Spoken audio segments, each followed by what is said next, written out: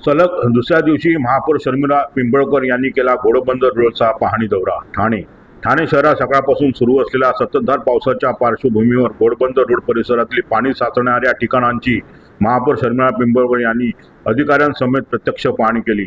नागरिकांना साचणाऱ्या पाण्याचा कोणताही त्रास होऊ नये व पाण्याचा निचरा तातडीने व्हावा यासाठी आवश्यक त्या ठिकाणी पंप बसवण्याच्या सूचना त्यांनी संबंधित अधिकाऱ्यांना दिल्या.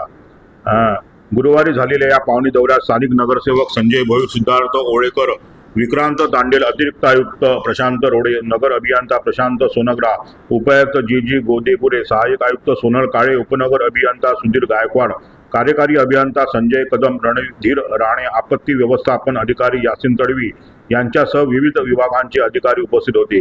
पाहणी दौऱ्याची सुरुवात घोडबंदर रोडवरील कापूरबावडी येथील पेपर प्रोडक्ट कंपनी परिसरातून करण्यात आली. या ठिकाणी रस्त्यावर पाणी साचल्याचे निदर्शन आले.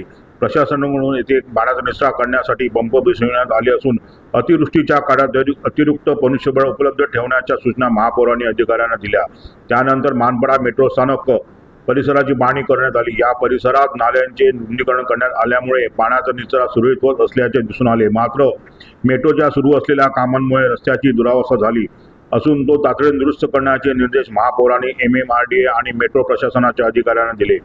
घोडबंदर रोडवरील आनंद येथील डीमार्ट परिसराची पाहणी केली. या पाहणी मेट्रो विभागाने पावसाचे पाणी वाहून जाण्यासाठी अतिरिक्त नाल्याची निर्मिती केली असून त्याचीही त्यांनी पाहणी केली. संबंधित यंत्रणांनी या नाल्याची नियमित देखभाल करून पाण्याचा निचरा सुरळीत होईल या दृष्टीने सतर्क राहण्याच्या सूचना त्यांनी संबंधित अधिकाऱ्यांना दिल्या.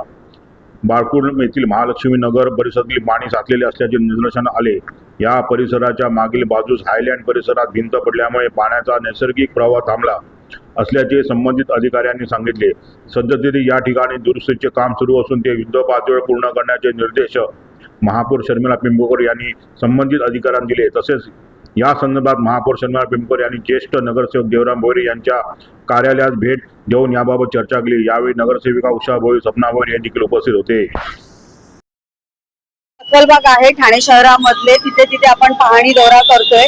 मला वाटतं पावसापूर्वी आपण बैठका घेतल्या होत्या. उपाययोजना ठाणे महानगरपालिकेचे सर्व अधिकारी, ज्या यंत्रणा आहे, आपत्कालीन कक्षाला पण आपण भेट दिली होती आणि ज्या ज्या ठिकाणी पाणी भरतं त्या ठिकाणी पंपिंगची व्यवस्था आपण व्यवस्थित करायला लावली होती. एक व्यक्ती तिथे बसवायला सांगितला होता आणि या अनुषंगाने मला वाटतं सगळे स्थानिक नगरसेवक, सर्व अधिकारी यांच्या लेवलला आपण हा पाहणी दौरा करतोय. मला वाटतं आतापर्यंत 10-15 पंपिंग जिथे जिथे सकल भागाचे विषय आहेत तिथे तिथे हे पंपिंग बसवले.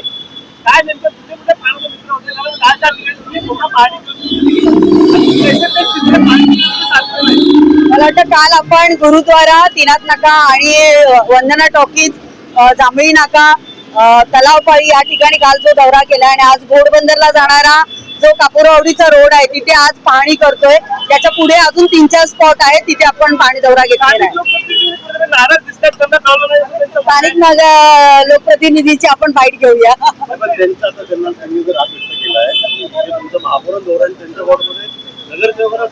नाही, माझ्या कार्यालयातून त्यांना पर्सनल फोन गेले 4 नगरसेवकांना. ज्या ज्या ठिकाणी आपण पाहणी दौरा करतोय आपण सर्वांना 4 नगरसेवकांना सांगतोय. काचीताई,